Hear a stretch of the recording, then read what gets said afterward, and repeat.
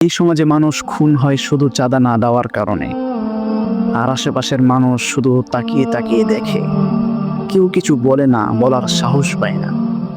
কি নিষ্ঠুর এই পৃথিবীর মানুষ।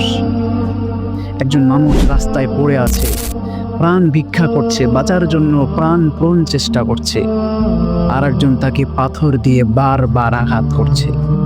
মৃত্যু নিশ্চিত হয়ে যাওয়ার পরেও থেমে যায়নি, মৃতদেহর ওপর বারবার লাফিয়ে লাফিয়ে তাকে আঘাত করা হয়েছে। কি ভয়ঙ্কর!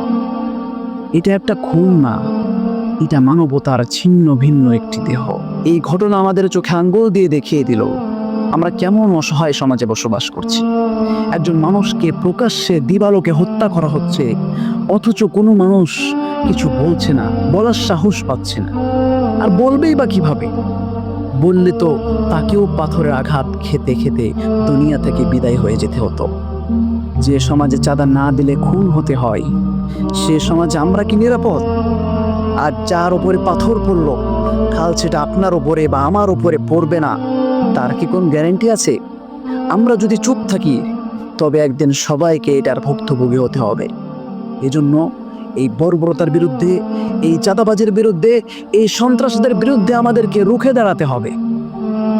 যদি আমরা রুখে না দাঁড়াই, তাহলে আপনিও কালকে এই সোহাগের মতো পাথরের আঘাত খেতে খেতে দুনিয়া থেকে বিদায় হয়ে যাবে। এজন্য আমি শুধু একটি কথাই বলবো, আমরা যদি সত্যিই মানুষ হয়ে থাকি, তাহলে এখনই আমাদেরকে প্রতিবাদ করতে হবে। আমরা যদি নীরব থাকি, তাহলে অপরাধীরা আরো বেশি শক্তিশালী হয়ে যাবে।